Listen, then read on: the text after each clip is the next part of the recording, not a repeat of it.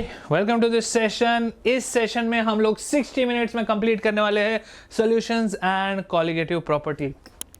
ये जो चैप्टर ये बहुत ही इंपॉर्टेंट है from the perspective of JEE, NEET, boards, because ये जो chapter it's simply theoretical chapter. बहुत ही सीधे सिंपल सवाल आते हैं इसमें से, कुछ एक फॉर्मूले है, डायरेक्ट अप्लाई करना है। तो अगर आपने ये सेशन 1 घंटे के अंदर पूरा का पूरा अटेंड कर लिया, पूरा का पूरा समझ लिया, तो आप इस चैप्टर में फोड़ फाड़ दोगे। बात समझ में आया? So welcome to this session. I am Rohit Chautai, I am your chemistry master teacher, और आज हम लोग खत्म करेंगे सॉल्यूशंस एंड कॉलिगेटिव प्रॉपर्टी। तो सेशन शुरू करने से पहले सिंपल सा एक बात है, पेन पेपर लेके बैठ जाइए, बिकॉज जितने भी इंपॉर्टेंट पॉइंट्स है हमें नोट करना पड़ेगा और बहुत सारे इंपॉर्टेंट पॉइंट्स है। So without wasting any more moment, let's start with solution and colligative property. So अगर हम बात करते हैं सॉल्यूशन के बारे में, तो what is a solution? Solution is a mixture of 2 or more component. It's a mixture. अब मिक्सचर को हम लोग क्लासीफाई कर सकते हैं on the basis of components के साइज।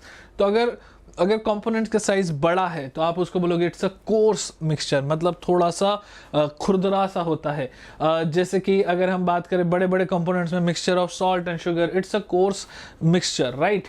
कोलॉइडल या डिस्पर्सन सॉल्यूशन की अगर हम बात करें तो कोलॉइडल सॉल्यूशन इसमें आते हैं वो सॉल्यूशन जिसमें size of the particle in the solvent are in the range of 10⁻⁷ से लेकर 10⁻⁴ सेंटीमीटर। इस रेंज के पार्टिकल जब सॉल्यूशन बनाते हैं सॉल्वेंट के अंदर, तो that becomes a colloidal solution. For example ferric hydroxide solution sol is a colloidal solution. Arsenic sulphide sol is also a colloidal solution. They are heterogeneous, मतलब अलग अलग कंपोनेंट से बनते हैं, तो उनको बहुत ही आसानी से सेपरेट किया जा सकता है। If we talk about yes, they also carry positive and negative charge, because उसमें आयंस हो सकते हैं, तो देयर कैन बी चार्जेस। अगर हम बात करते हैं ट्रू सॉल्यूशन की, तो ट्रू सॉल्यूशन में उन सॉल्यूशन की बात आती है जो सॉल्युबल सब्सटेंस से बनता है, मतलब ऐसा सब्सटेंस जो सॉल्वेंट के अंदर जाके डिसॉल्व हो जाए, उसको हम कहेंगे ट्रू सॉल्यूशन। अब जब डिसॉल्व हो जाता है सब्सटेंस, तो उसका जो साइज है it can be as small as 10⁻⁸ centimetre, और which is basically in the range of the size of an atom, right? Atom और ions के size में चला जाता है, and they are homogeneous and they cannot be separated by simple mechanical method, मतलब physical simple process से आप इसको मैकेनिकली अलग नहीं कर सकते, छान नहीं सकते। तो that is a true solution. उसके लिए फिर हमको और भी आगे प्रोसेस करना पड़ेगा। तो ट्रू सॉल्यूशन की अगर हम बात करते हैं, क्योंकि हमारा जो चैप्टर है that is solutions and colligative property, इसमें हम लोग मेन बात जो करेंगे वो करेंगे सॉल्यूशंस के बारे में। एंड सॉल्यूशंस में अगर कुछ सोल्यूट डिसॉल्व हो जाए, तो जो सोल्यूट है, जो मतलब सॉल्यूशन बनता ही सॉल्वेंट में सोल्यूट के डिसोल्यूशन से है, तो जो सोल्यूट है जब वो डिसॉल्व होता है, उसके चलते सॉल्यूशन में जो प्रॉपर्टीज आती है उसको हम कहते हैं colligative property. So solution and colligative properties में सबसे पहले हम बात करेंगे एक ट्रू सॉल्यूशन के बारे में। So a true solution is defined as a homogeneous mixture of 2 or more substance. जी हाँ, होमोजेनियस का मतलब यूनिफॉर्म, पूरी के पूरे सॉल्यूशन में अच्छे से फैला हुआ, regularly through out the mixture वो प्रेजेंट है। तो होमोजेनियस सॉल्यूशन और हेट्रोजेनियस सॉल्यूशन कई टाइप के होते हैं, लेकिन अ true solution is a homogeneous mixture of 2 or more substance. तो अगर मैं हेट्रोजेनियस की बात करूँ, it is a mixture of 2 or more phases. हो सकता है एक सॉलिड एक लिक्विड हो, एक लिक्विड एक गैस हो, तो that will be a heterogeneous solution. लेकिन जब हम बात करेंगे होमोजेनियस, तो वो पूरा का पूरा सेम फेज में होना चाहिए। Now the composition of which is not fixed and may vary within certain limit। हो सकता है composition fixed ना रहे, that's why it's a mixture, it's not a compound, right? तो आइए बात करते हैं सॉल्यूशन के क्लासिफिकेशन की। तो सॉल्यूशन को अगर हम क्लासीफाई करना चाहें, तो it can be classified on the basis of either the number of components or the phases in which the physical state in which the solute and solvent are present। तो अगर हम number of component की बात करें, तो the component can be 1 तो हो नहीं सकता, 1 तो अकेला ही हुआ, 2 3 4 5, तो उसको हम लोग नेम देते हैं उसके बेसिस पे बाइनरी, टर्शरी, क्वाटरनरी, राइट। तो on the basis of number of component हम उसको क्लासीफाई कर सकते हैं। Eight the same time we can classify them on the basis of their physical state and which is solute और solvent इसमें किस state में है। तो आइए बात करते हैं physical state of solute and solvent में क्या क्या टाइप के सॉल्यूशंस बन सकते हैं। बहुत ही इंटरेस्टिंग पार्ट है ये, क्योंकि आपके डे टू डे लाइफ में आप इसको लिटरली एक एक को आप आगे बढ़ा के देख सकते हैं कि अगर सॉलिड में सॉलिड मिला दो तो क्या सॉल्यूशन बनता है, बिल्कुल बनता है। इसको हम क्या टाइप ऑफ सॉल्यूशन कहेंगे, well it is a solid solid mixture. Solid liquid में मिला दो तो भी मिल सकता है, और सॉलिड गैस में मिला दो तो भी मिल सकता है। क्या सॉल्वेंट गैस हो सकता है, बिल्कुल हो सकता है। एग्जाम्पल आपके दिमाग में आ रहे हैं, बिल्कुल आ रहे होंगे, सोचते रहो, we will match it up over here. ठीक है, लिक्विड सॉलिड में डिजोल्व हो सकता है, लिक्विड लिक्विड में डिजोल्व हो सकता है, लिक्विड गैस में डिजोल्व हो सकता है। Eight the same time gas can dissolve in solid, gas can dissolve in liquid, and gas can dissolve in gas. So these are the physical states जो एक साथ मिक्स होके different type of solutions हमें दे सकता है। तो आइए बात करते हैं सबसे पहला solid in solid solution, solid in liquid, solid in gas, liquid in liquid। तो सबसे पहले solid in solid का एग्जाम्पल क्या है, alloys। सिंपल, सबसे आसान, दो अलग मेटल को मिला दो तो you get a solid in solid solution alloy। Like that was the beginning of our, आप कह सकते हो कि पूरा का पूरा अपना जो सिविलाइजेशन है उसका बिगिनिंग यही से हुआ था। ब्रास, ब्रॉन्ज, कॉपर, टिन, इन सब का मिक्सचर करके हमने अलग अलग अलॉयज बनाए थे। सॉलिड इन लिक्विड का एग्जाम्पल है सॉल्ट इन, मतलब आप सिंपल सा बात है, salt in water, sugar in water, iodine in CCl4, कुछ भी आप मतलब समझ लीजिए। This is like the most common जो हमको पता है। शक्कर को पानी में मिला दिया, सॉलिड इन लिक्विड बन गया, इसमें तो ज़्यादा डिस्कस करने की ज़रूरत ही नहीं है। सॉलिड इन गैस, इसका एग्जाम्पल है आयोडीन इन एयर। वेल ऐसे आप देखा जाए तो सॉलिड इन गैस के बहुत सारे एग्जाम्पल है। इवन जो फॉग होता है, मतलब फॉग अगर स्मॉग बन जाता है तो smog is basically particles dissolve in gaseous medium, right. So even that can be considered as a solution. अब लिक्विड इन सॉलिड की बात करें तो लिक्विड इन सॉलिड में बेसिकली सॉलिड जो है यहाँ पे मेटल है और लिक्विड जो है वो मरकरी है, तो इससे बनता है अमलगम। लिक्विड इन लिक्विड तो क्या ही बात करें, इथेनॉल इन वाटर पूरे जग में फेमस है, हैं। एंड उसके बाद बात करें अगर लिक्विड इन गैस तो क्लोरोफॉर्म जो है, क्लोरोफॉर्म इज अ लिक्विड जो गैस में which is in nitrogen gas और इवन इन एयर वो डिजॉल्व हो जाता है, तो we can call it is liquid in gas. Example ले सकते हैं गैस इन सॉलिड, इसका बहुत ही अच्छा एग्जाम्पल है H2 palladium, right. H2 palladium, H2 platinum, H2 निकल।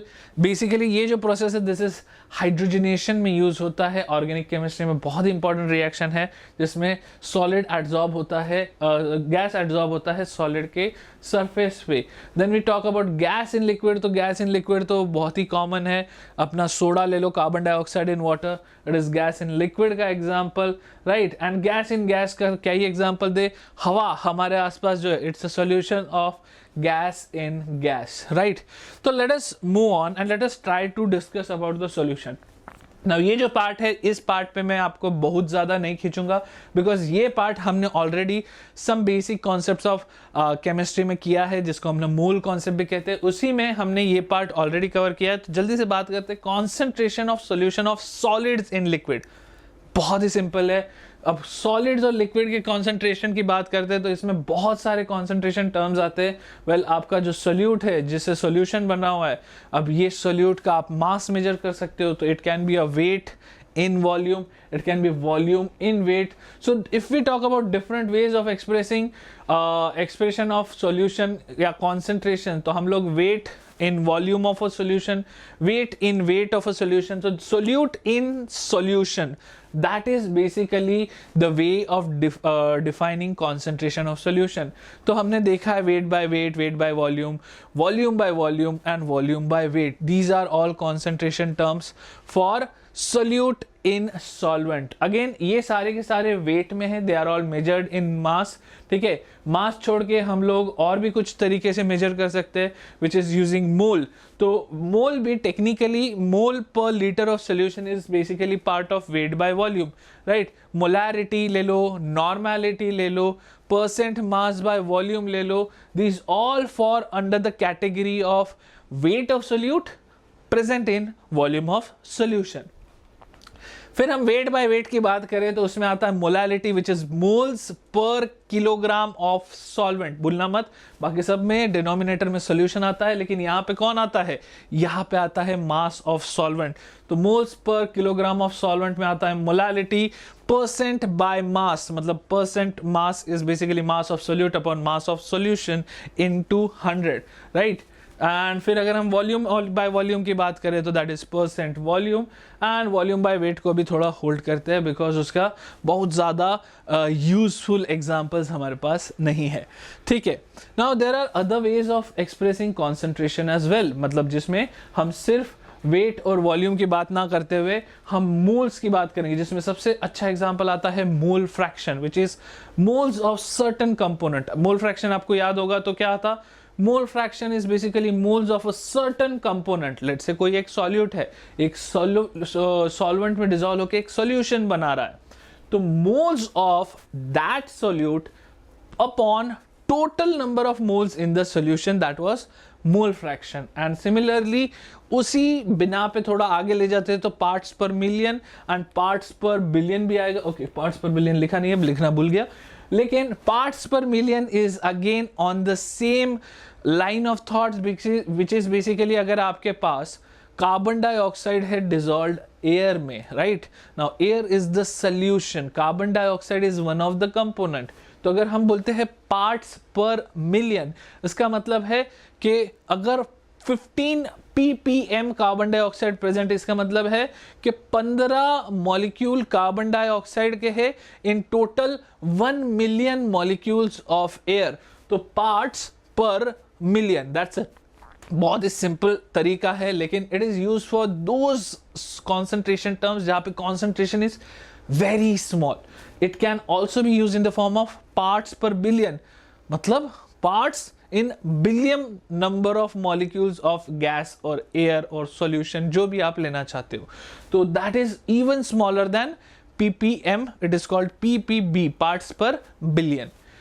So these are other ways of expressing concentration of solution. Now concentration of solution, molarity, normality, percent mass by volume, molality, percent by mass, percent by volume, mole fraction, parts per million, इन सब तरीकों से किया जा सकता है। Now there are formula for each of them and I am really expecting कि आपको सारे फॉर्मूला पता है। अगर नहीं पता है तो आप क्या करोगे, आप जाओगे देखोगे द चैप्टर, द 60 मिनट्स में some basic principles, some basic concepts of chemistry, वहां पे ये सारे के सारे कॉन्सेंट्रेशन टर्म्स कवर हो चुके हैं। कुल अगर एक रिलेशनशिप बिटवीन कॉन्सेंट्रेशन टर्म बताने की कोशिश करें तो नॉर्मैलिटी और मोलैरिटी में वैलेंसी फैक्टर का एन फैक्टर जिसको हम बोलते हैं, ये एक टर्म आ जाता है। तो N factor into molarity is your normality. Molality और मोल फ्रैक्शन में अगर हम लोग रिलेशनशिप देखना चाहे तो it is basically number of moles upon moles plus 1000 bye molecular weight of the solvent. ये कन्वर्जन है, इसको आपने सबने कर रखा हुआ है। ये बस मैं कुछ एक फॉर्मूला बता रहा हूँ ताकि ये फॉर्मूला याद रख के आप डायरेक्टली इनको अप्लाई कर सकते हो। जल्दी से स्क्रीन का स्क्रीनशॉट ले लो, इमेज ले लो, इसको फिर आराम से लिखना और इसको याद करके रखना, ठीक है। अगर हम लोग बात करते हैं relationship between molarity, percent mass and density of solution का, तो मोलैरिटी जो है मॉलिक्यूलर वेट, परसेंट मास और डेंसिटी से कुछ इस तरह से आप निकाल सकते हो। So these are the formula for finding out molarity and normality. मैं इसके ऊपर बहुत ज़्यादा टाइम स्पेंड नहीं कर रहा हूँ because I have already done this before. मेरा जो आज मेन एम है वो है to focus more on the solutions and the colligative property वाला पार्ट, नॉट द कॉन्सेंट्रेशन वाला पार्ट। सो मैं चाहता हूँ कि आप ये जितने भी कॉन्सेंट्रेशन के फॉर्मूले हैं इनका स्क्रीनशॉट ले ले और इनको याद रखे, इनको अपने पास एक जगह लिख के रखे ताकि जब भी अप्लाई करना हो आपके सामने ये रहेंगे। Cool. So now we move on to the solubility of the solid in liquid वाला part. Solubility ये बहुत इंपॉर्टेंट पार्ट है बिकॉज जब आप solubility की बात कर रहे हो तभी आप सॉल्यूशन की प्रॉपर्टीज को समझने की कोशिश कर सकते हो। Now what is solubility? Solubility में हम बोल सकते हैं dissolution. Dissolution is basically a solid solute getting dissolved in a solvent, right? Now the dissolution can actually be simply called as solvation, ये भी आप उसको कह सकते हो। Then comes crystallisation. Well crystallisation ये सोल्यूबिलिटी का उल्टा पार्ट है, मतलब जो डिजॉल्व्ड सोल्यूट है वो डिजॉल्व्ड सोल्यूट का कॉन्सेंट्रेशन इतना ज़्यादा हो गया कि अब वो डिजोल्यूशन जो डिजॉल्व्ड सोल्यूट है वो उस सॉल्वेंट से सेपरेट आउट हो रहा है, so it they collide with each other and get separated out in the solution and this process is crystallisation. एक सिंपल सा एग्जांपल बताता हूँ, आप लोगों ने गुलाब जामुन खाया है? गुलाब जामुन की जो चाशनी होती है, ठीक है, मैं आज के सेशन में गुलाब जामुन की बहुत बात करूंगा, लेकिन गुलाब जामुन से ज़्यादा इंपॉर्टेंट है उसकी चाशनी। तो गुलाब जामुन की जो चाशनी है ये कैसे बनती है? शुगर को आप पानी में डिजोल्व करते हो तो चाशनी बनती है, थोड़ा गर्म पानी में डिजोल्व करते हैं क्योंकि ज़्यादा कॉन्सेंट्रेटेड बनानी होती है। नाउ जब आप इस चाशनी को फ्रिज में रख देते हो, ध्यान से देखिएगा, जिस कटोरे में वो चाशनी थी वो चाशनी के कटोरे के आजू बाजू आपको सॉलिड आउटपुट, मतलब सॉलिड थोड़ा सा ये क्या बोलते हैं सब्सटेंस दिखना शुरू हो जाएगा व्हाइट कलर का, and that substance is basically sugar which is crystallising. क्यों? क्योंकि वहां पे ऑलरेडी डिजॉल्व्ड सोल्यूट इतना ज्यादा हो गया है कि वो सेपरेट आउट हो रहा है। Now when we talk about a state of dynamic equilibrium, then solute number of solute going into the solution is equal to the number of solute separated from the solution। ये चीज constantly बनी रहती है and that's how the solution exists which are basically the concentrated solution। ठीक है, तो जैसे हम लोग saturated solution की बात करते हैं जो है अपनी चाशनी, right? गुलाब जामुन की चाशनी is a very saturated solution, so the concentration of solute in the solution remains constant। You cannot dissolve any more solute at same temperature and pressure. हाँ, और अगर आपको डिजोल्व करना है तो टेम्परेचर बढ़ाना पड़ेगा, गर्म करना पड़ेगा, और उसमें आप शक्कर डिजोल्व कर सकते हो। तो अगर हम बात करते हैं सोल्यूबिलिटी की, तो solubility is basically the maximum amount of solute that dissolves completely in a given amount of solvent at a constant temperature, and it is called solubility of the solute in a given solvent at that temperature। temperature बहुत important factor है, solubility is a temperature dependent term। so अगर इसको हम लोग express करना चाहे तो grams of solute per 100 centimeter cube of solvent at 25 degrees Celsius, this is a way in which we define solubility। it can be mole per decimeter cube as well। It's simple because आप solute को मास में भी ले सकते हो, moles में भी ले सकते हो, but it changes with temperature. So इसी से हम लोग बात करते हैं सॉल्यूशन के बारे में। नाउ सैचुरेटेड सॉल्यूशन की तो हमने बात कर ली। सैचुरेटेड सॉल्यूशन यानी जिसमें हम और ज़्यादा सॉल्यूट डिजोल्व नहीं कर सकते। तो अगर हम अनसैचुरेटेड सॉल्यूशन की बात करना चाहते हैं तो बहुत ही आसान है। अनसैचुरेटेड मतलब उसमें आप और ज़्यादा सॉल्यूट डिजोल्व कर सकते हो, मतलब ये अपने मैक्सिमम लिमिट तक नहीं पहुंच पाया है at that temperature. And then there is a super saturated solution. Now super saturated solution मतलब जितनी उसकी कैपेसिटी है उससे ज़्यादा आपने सोल्यूट डिजोल्व कर दिया। अब ये कैसे हुआ? वेल ये करने के भी तरीके होते हैं। आप टेम्परेचर थोड़ा बढ़ा दो, बढ़ा के आपने उसमें कुछ डिजोल्व कर दिया, डिजोल्व तो हो गया, अब आपने टेम्परेचर धीरे धीरे कम कर दिया, तो now the solution is super saturated. अब वो super saturated solution just wait कर रहा होता है कि कोई एक तरीका, कोई एक चांस मिल जाए और मैं सारा का सारा सोल्यूट, सारा के सारा नहीं, सारा का सारा एक्सेस सोल्यूट को क्रिस्टलाइज करवा दो। तो that is super saturated solution. So जो सॉल्यूशन है, सॉल्यूशन जो हम कहते हैं जिसकी सोल्यूबिलिटी के बेसिस से हम लोग सॉल्यूशन बना रहे हैं, उसमें टेम्परेचर एक बहुत ही इंपॉर्टेंट रोल प्ले करता है। So generally solubility increases with increase in temperature which is due to expansion of empty spaces in the liquid solvent। Generally 10 degree rise in temperature increases solubility of a solid by 2 folds, मतलब almost double हो जाता है उसका solubility. And the process of solubility this may be exothermic और endothermic, again ये depend करता है upon the solute and the solvent और इनके बीच का इंटरेक्शन। अगर वो इंटरेक्शन इतना पॉजिटिव है कि मतलब सोल्यूट और सॉल्वेंट बस एक दूसरे को खुशी से मिलना चाहते हैं तो दैट बिकम्स एक्सोथर्मिक। और अगर वो थोड़ा सा नेगेटिव है, सोल्यूट और सॉल्वेंट में कोई खास आपस में वो नहीं है, मतलब काफ़ी कुछ मतभेद है, ऐसा आप करो और उसके बाद भी आप ज़बरदस्ती उसको उसमें डिसॉल्व करना चाहते हो, तो आपको थोड़ा सा एनर्जी देनी पड़ेगी, थोड़ा सा एनर्जी खिलाना पड़ेगा, and that is basically the endothermic solution। okay, so now when we talk about solution तो हम लोग बात कर सकते हैं solubility of gas in liquid as well, because solute a solid in liquid, ये हमको काफ़ी समझ में आता है, काफ़ी आसान है समझने के लिए, राइट। बट अगर हम बात करते हैं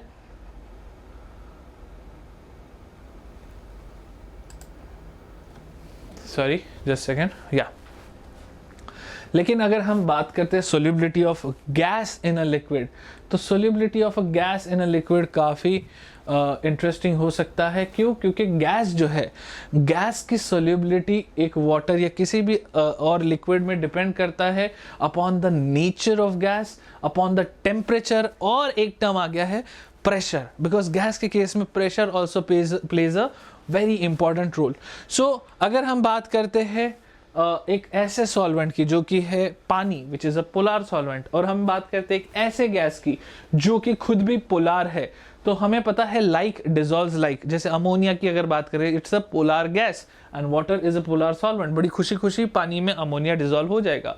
eight the same time there can be non polar gases जो कि डिजॉल्व होंगे more in non polar solvent as compare to a polar solvent, right? So like dissolves like, it remains true even in the gas and liquid form for sure.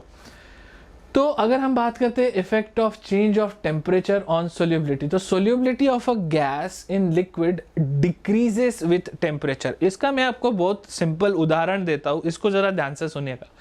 बचपन में जब आप बीमार हो जाते थे तो कई बार मम्मी या मम्मी के फ्रेंड्स और दादी नानी रिलेटिव्स वगैरह उनको बोलते थे कि बच्चे को गर्म पानी पिलाओ। अब भाई साहब गर्म पानी या उबला हुआ पानी जब पीने की बात आए तो आपको पहले ही बीमार हो, हाँ, ऐसी ज़िंदगी में बहुत दुख है, और उसमें आपको कोई बोल रहा है गर्म पानी पियो, गर्म पानी से प्यास बुझती है क्या?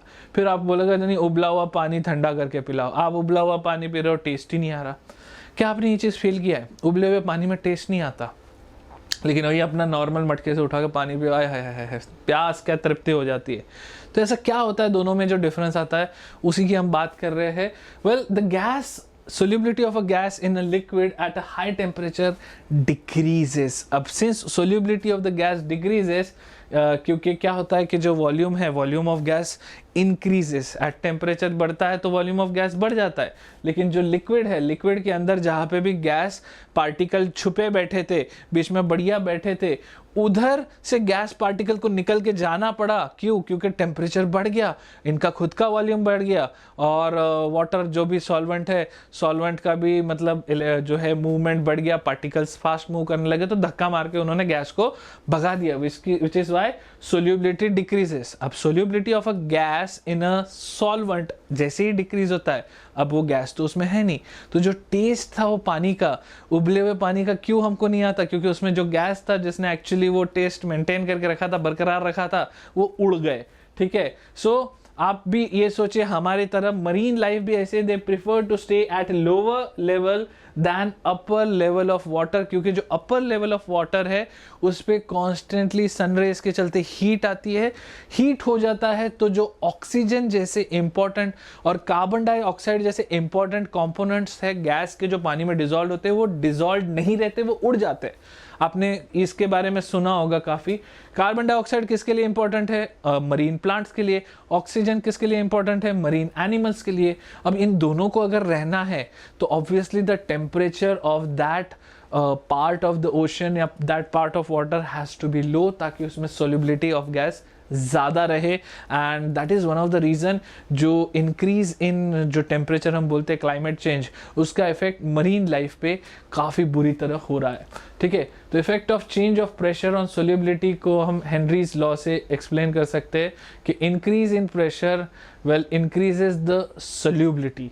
प्रेशर जो है, प्रेशर क्या है? Pressure is basically the gas जो कि बाहर प्रेजेंट है, उस गैस के ऊपर जो प्रेशर है, अगर वो प्रेशर ज़्यादा होगा तो गैस का पार्टिकल मजबूर हो जाएगा कि लिक्विड के जो सॉल्वेंट का जो लेयर है उसमें एंटर कर जाए। तो जितने ज़्यादा गैस के पार्टिकल बाहर हवा में होंगे, जितना ज़्यादा उनका प्रेशर होगा, उतना ज़्यादा वो लिक्विड के अंदर घुसते जाएंगे, and that is why the solubility of gas will increase. इसको हम लोग कहते हैं through Henry's law which states that solubility of a gas in a liquid at a constant temperature is proportional to the pressure of the gas above the solution. तो इसको हम लोग vapour pressure भी बोलते हैं, right? Vapour pressure is basically for water, but ठीक है। तो solubility is directly proportional to the pressure of gas, और इसमें जो कांस्टेंट आता है KH, इसको हम लोग बोलते हैं Henry's law constant. Now Henry's law का इफेक्ट जो है एडिशन ऑफ सोल्यूबल सॉल्ट से भी चेंज हो जाता है, मतलब the solubility of a dissolved gas is suppressed when a soluble salt is added to a solution. इसका एक बहुत ही सरल एग्जांपल देता हूँ। आपने सोडा पिया है, सोडा को आप जब ग्लास में डालते हो तो हाँ थोड़े बबल्स निकलते हैं, लेकिन सोडा को अगर आप ग्लास में डालो और उस ग्लास में आपने पहले से नमक डाल के रखा हुआ है, या फिर सोडा रखा हुआ है और उसके ऊपर से आप उसमें नमक डाल दो, तो जैसे ही नमक डालोगे तो जो गैस के पार्टिकल अंदर जिस पोजीशन को ऑक्यूपाई करके थे वहां पे अब नमक घुसने लग गया, and because of that solid solute जो गैस है, गैस वहां से भागने लगता है, एंड दस द डिसॉल्व्ड गैस का सोल्यूबिलिटी है वो सप्रेस हो जाता है। ये भी हेनरीज लॉ कवर करता है। तो इससे हम लोग आते हैं to the next part which is vapour pressure, क्योंकि हमने बात किया है pressure of the gas above the liquid. So every liquid possesses the property of volatility. What is volatility? And a tendency of a liquid के उसके surface पे से कुछ पार्टिकल उड़ के ऊपर कहीं ना कहीं जाते रहते हैं। तो जो गैसियस स्टेट है उसको हम लोग वेपर स्टेट भी बोलते हैं किसी एक लिक्विड के लिए।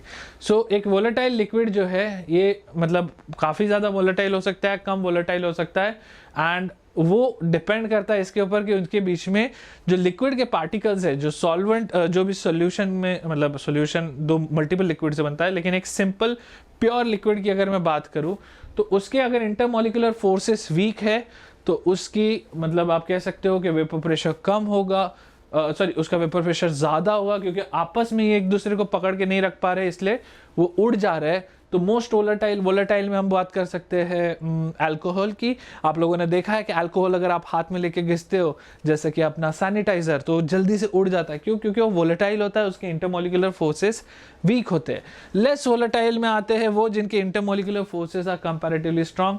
पानी थोड़ा कम वोलेटाइल है, ऑयल बहुत ही कम वोलेटाइल है, उड़ने नहीं वाला खुद से उठ के। So that is basically an idea about कि कैसे आप इनके बारे में इनको क्लासिफाई कर सकते हो on the basis of vapor pressure. Like every liquid will have different kind of vapor pressure depending on the volatility. Now what is vapor pressure?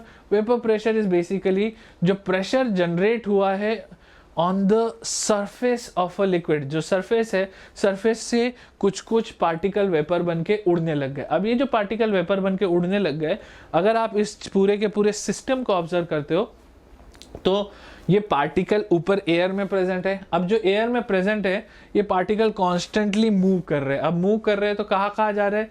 ये जाके वापस लिक्विड में घुस जा रहे हैं, या तो फिर ऊपर वेपर में ही रह रहे हैं। अब ऊपर में क्या है? वहाँ पे एयर भी है, वहाँ पे हो सकता है कोई और गैसेस भी है, राइट। तो वो जो गैसेस है वो क्या करेंगे? वो उसको ज़बरदस्ती अंदर आने के या अंदर जाने के लिए भी बोलेंगे। तो that is basically the whole process of like evaporation, right. तो सरफेस पे से, सरफेस ऑफ सॉलिड या लिक्विड पे से कॉन्स्टेंटली इवेपोरेशन चल रहा है, और जो वेपर बना हुआ है, जो बाहर है, जो उस सिस्टम के अंदर है, उसमें से कॉन्स्टेंटली वापस वो लोग अंदर भी आ रहे हैं। तो this becomes an equilibrium.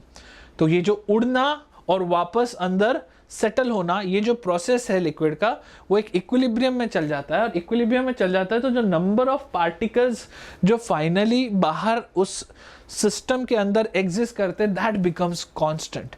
And since that becomes constant, it will impose certain kind of a pressure, certain kind of a partial pressure बोलूंगा मैं, क्योंकि वहां पे अभी भी गैस दूसरी भी है।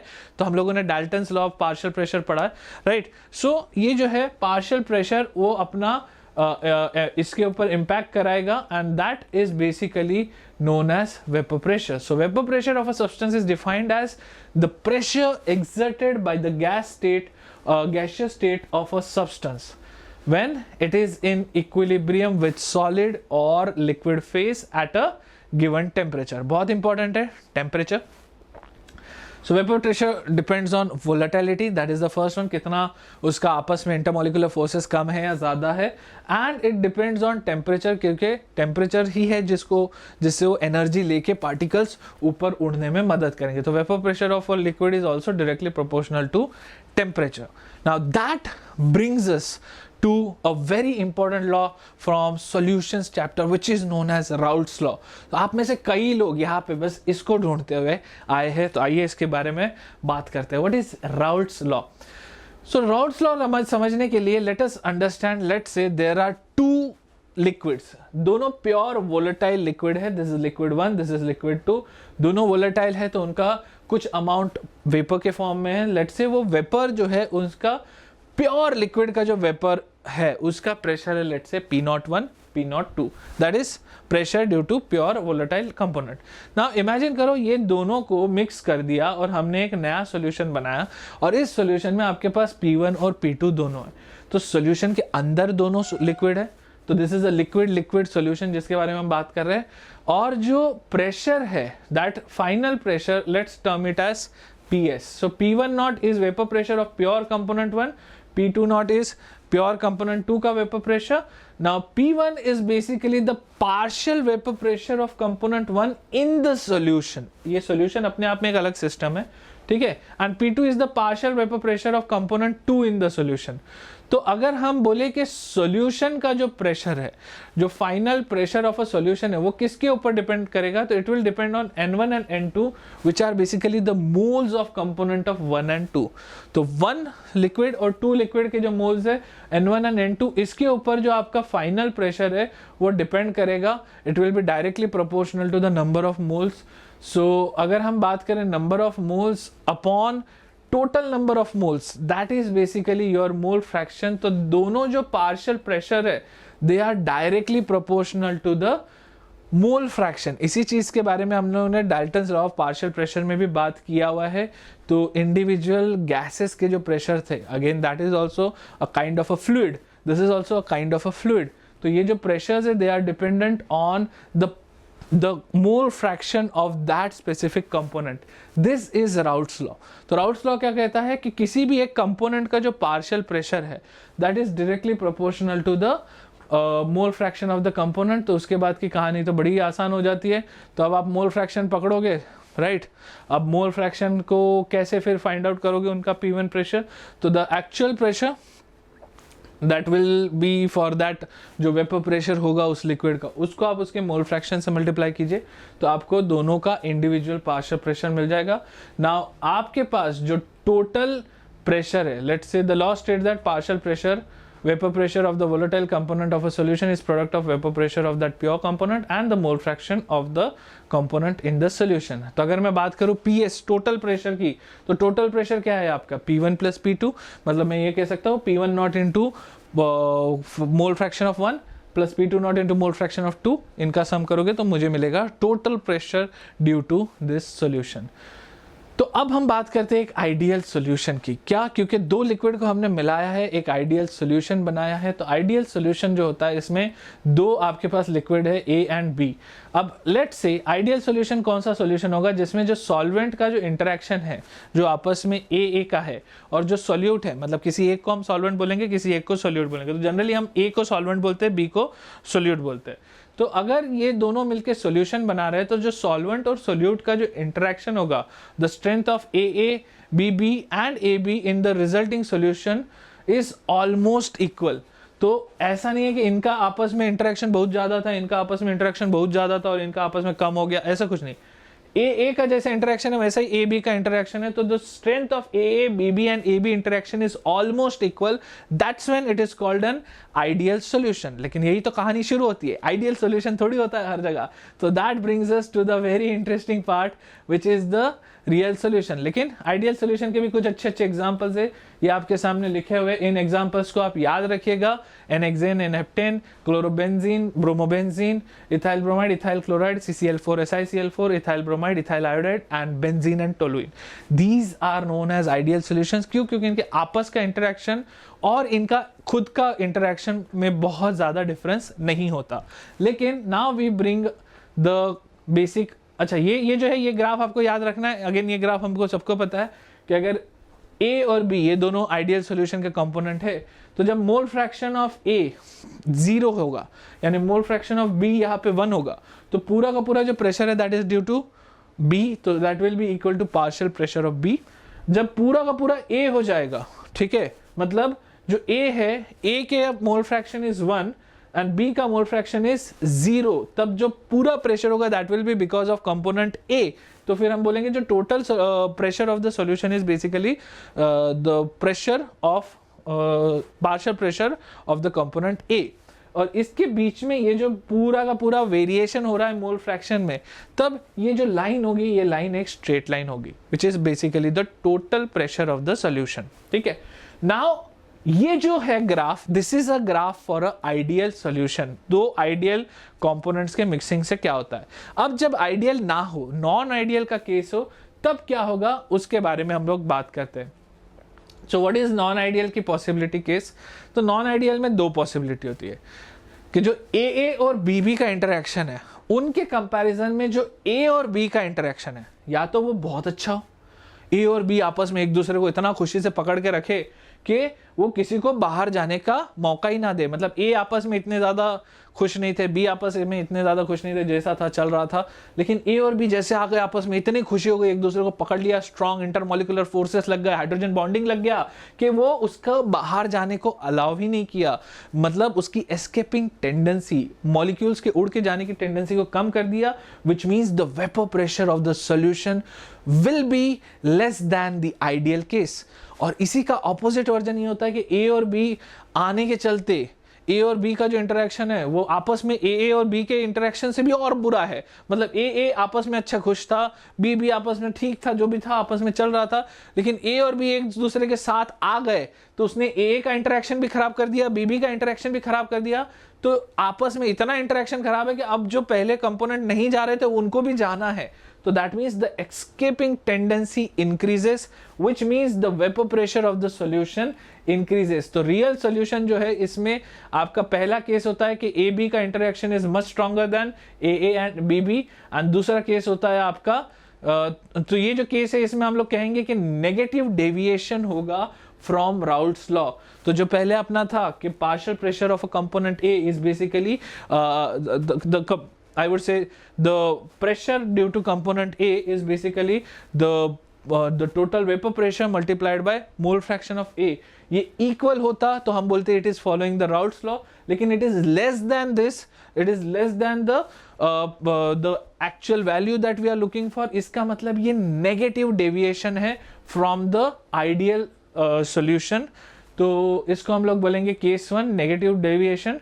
तो इस केस में जो आपका फाइनल प्रेशर होगा that will be less than the total pressure which was theoretically observed.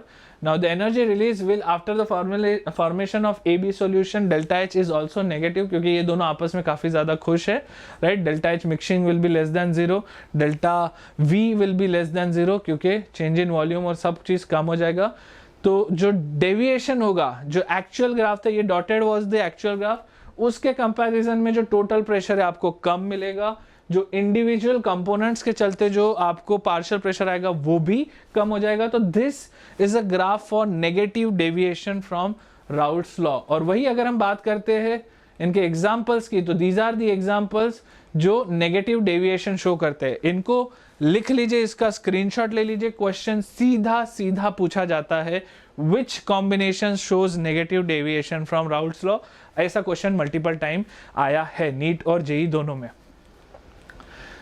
Now we talk about the other real solution which will show positive deviation. Positive deviation कौन शो करेगा? जहां पे A और B का आपस का interaction जो है वो इतना खराब है कि जो A और B पहले नहीं जाना चाहते थे वो भी अब सॉल्यूशन से उड़ के जाना चाहते हैं. मतलब एस्केपिंग टेंडेंसी बढ़ गई है. तो जो प्रेशर है, जो प्रेशर आइडियल केस में आना चाहिए था दोनों कंपोनेंट के एडिशन से, उससे ज्यादा प्रेशर आ रहा है. क्यों? क्योंकि अब दोनों उड़ के जाना चाहते हैं. दोनों का जो पार्शियल प्रेशर है इंक्रीज हो गया है. So this is called positive deviation from the Raoult's law. And positive deviation के एग्जांपल ये रहे आपके सामने.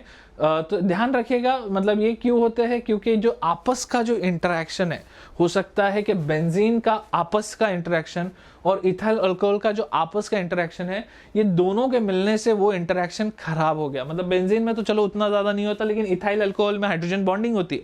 तो बेंजीन के आने से इथाइल अल्कोहल की हाइड्रोजन बॉन्डिंग अगर कम हो जाए तो आपको समझ में आया पॉजिटिव डेविएशन होगा। इथाइल अल्कोहल जो अभी तक उड़ना नहीं चाहता था, थोड़ा बहुत एक दूसरे को पकड़ के रखना चाहता था, अब वो भी उड़ना चाहते हैं, तो it is basically positive deviation from Raoult's law. तो that is basically the real solution. अब हम बात करते हैं कॉलिगेटिव प्रॉपर्टी। कॉलिगेटिव प्रॉपर्टी मतलब क्या? वेल, जब आपके पास कोई एक solute particle, it can be urea, glucose, sugar, any kind of solute particle is introduced in a liquid, तो any solute particle which do not associate to form aggregate, they can affect the properties of a solution. What properties? Vapor pressure, boiling point, freezing point, osmotic pressure, इनको solute particle affect करता है. So colligative properties are basically those properties जो एक solution की properties को, मतलब एक solute आके सॉल्वेंट की प्रॉपर्टीज को अफेक्ट करता है.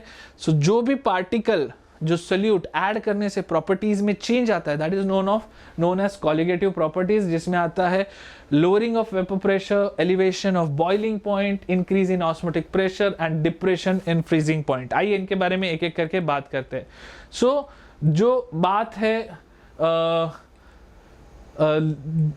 it is used to determine the molar mass of non-electrolyte solutes. The relation derived using colligative property hold good for dilute solution only. Okay, तो ये जो relationships हम लोग निकाल रहे नॉन इलेक्ट्रोलाइट्स, क्योंकि अंदर जाके अगर कंपोनेंट्स में ब्रेक हो गया, अंदर जाके डिसोशिएट हो गया, तो हम लोग उसको ज़्यादा अच्छे से जज नहीं कर पाएंगे. एट द सेम टाइम जो कॉन्सेंट्रेशन ऑफ सोल्यूशन बहुत ज़्यादा हो गया तो भी हम उसको जज नहीं कर पाएंगे. तो this is only for these cases.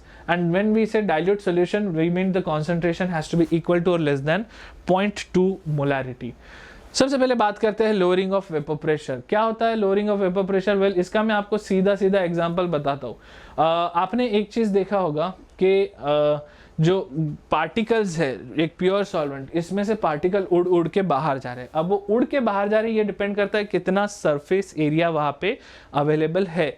Now the surface area जितना अवेलेबल होगा उतना बाहर जाने का चांस बढ़ जाएगा. लेकिन जस्ट इमेजिन अगर एक नॉन वोलेटाइल सॉल्यूट उस सॉल्यूशन में डिसॉल्व कर दिया, तो उसके केस में जो सरफेस एरिया है वहां पे नॉन वोलेटाइल सॉल्यूट्स के पार्टिकल भी आ गए, तो अब उसके लिए उड़ के जाना डिफिकल्ट है.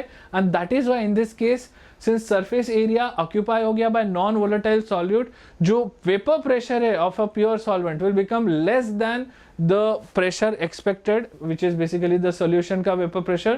तो rate of evaporation of solution कम हो गया rate of pure solvent से, and that is why आपका जो overall vapor pressure है वो lower down हो गया. So the vapor pressure of solution is less than the vapor pressure of pure solvent. So the difference between the vapor pressure of pure solvent and the vapor pressure of solvent from solution, ये जो change है, इस change को हम लोग बोलते हैं lowering of vapor pressure.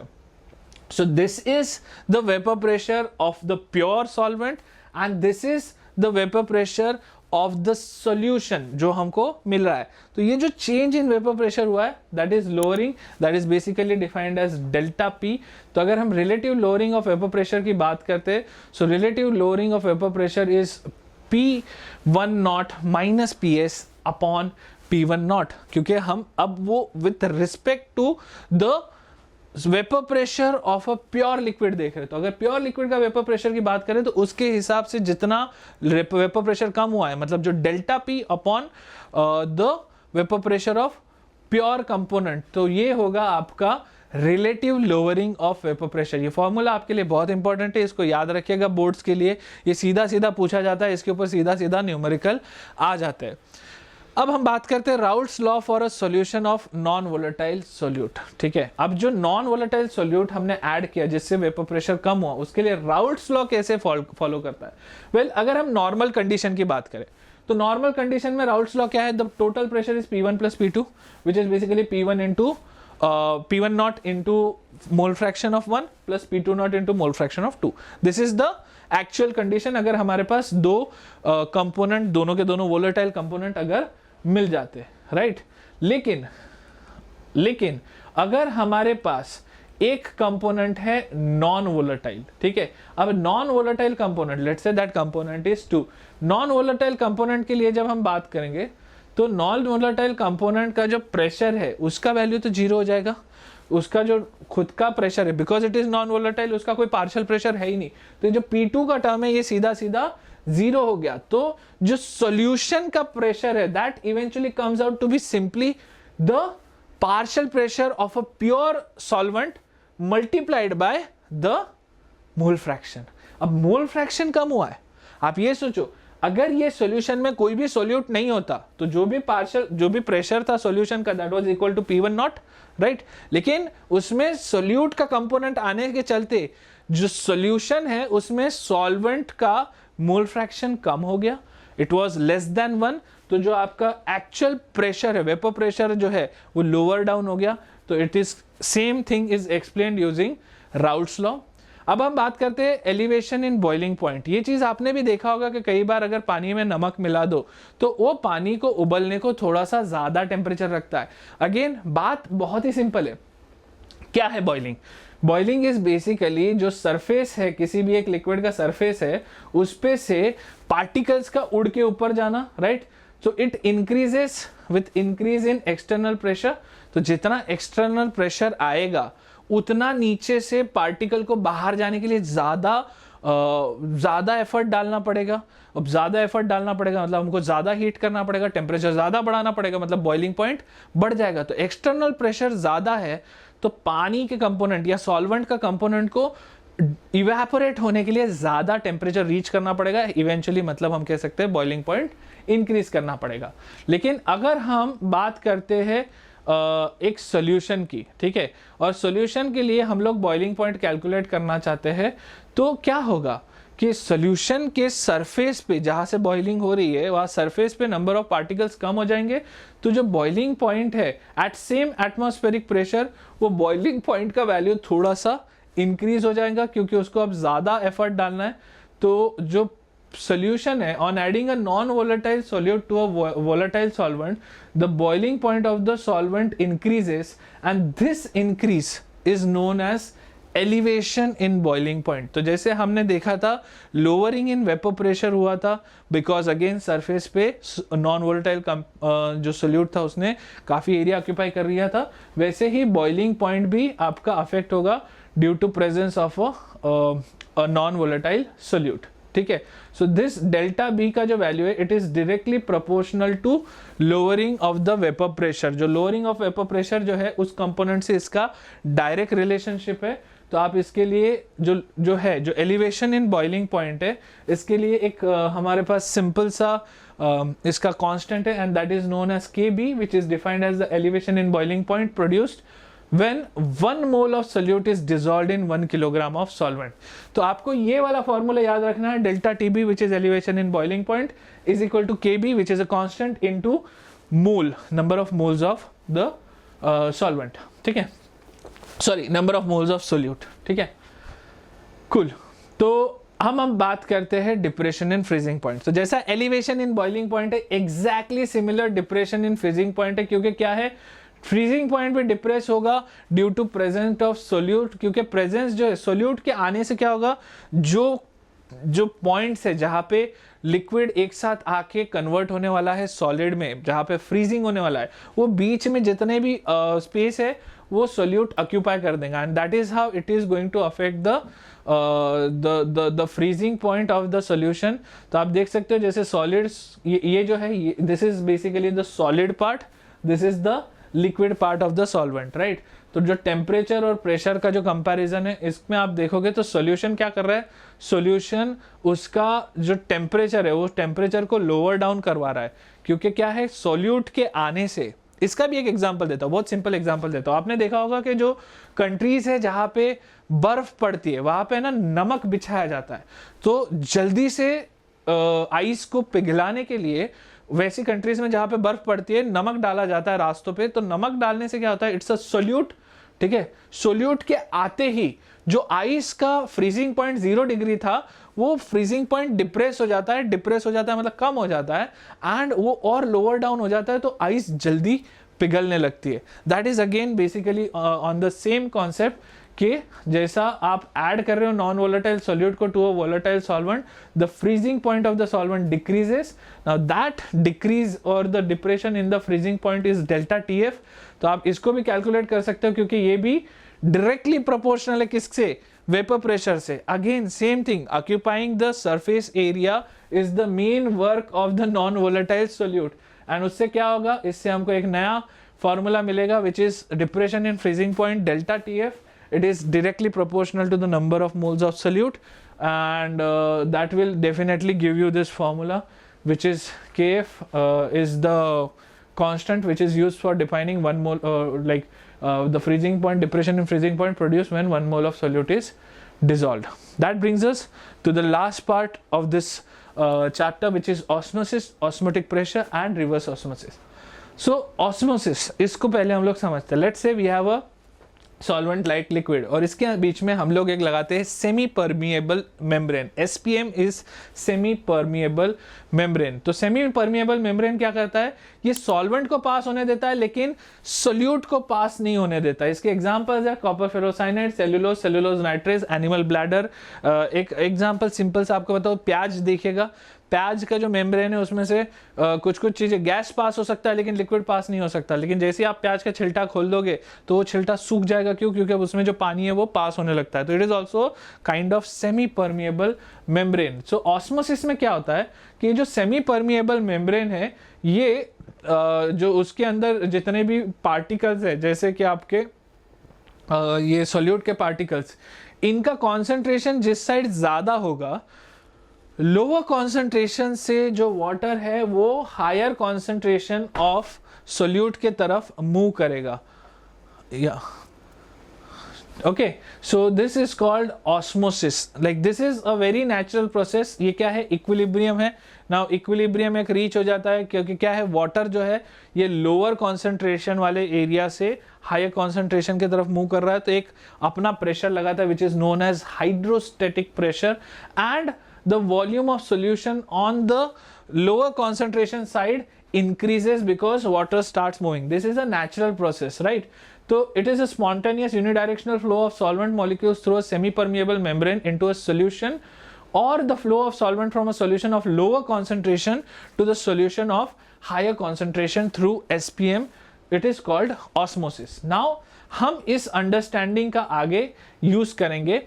हम लोग क्या करेंगे कि वो वाटर का जो लेवल है उसको मेंटेन करना है. हम नहीं चाहते कि वाटर का लेवल यहाँ पे इंक्रीज हो, तो हमें इधर से एक एक्सटर्नल प्रेशर लगाना पड़ता है. And that excess of pressure जो हमको इस साइड पे पुट करना पड़ता है ताकि दोनों साइड वाटर का लेवल सेम रहे, that is called excess pressure और ऑस्मोटिक प्रेशर. तो osmotic pressure is basically going to prevent the water from moving on this side. Now understanding that this concept is very useful because इसमें क्या है, पानी lower concentration पे because pure है, it is trying to move towards the higher concentration of solute जो कि impure है. अगर आप इसको reverse कर दो, if you increase the external pressure to a point के rather than this moving on this side, हम इसको दबा के यहाँ से सिर्फ वाटर इस साइड भेजने की कोशिश करें, मतलब जो हाइड्रोस्टेटिक प्रेशर है उसके कंपैरिजन में अगर हम एक्सटर्नल प्रेशर इंक्रीज कर दे तो क्या होगा, then we will get the new concept which is basically used in our purification system, जिसको हम लोग बोलते हैं RO filtration system, that is reverse osmosis. So जो ऑस्मोटिक प्रेशर है उसका सिंबल है pi and it is directly proportional to the number of solute particles present. Now what we can do, we can just use this concept and increase the external pressure, and by increasing the external pressure we try to move the this impure solution or the solution having high concentration of solute towards the pure part. तो हम pure solution या pure water का जो ये है increase कर देंगे.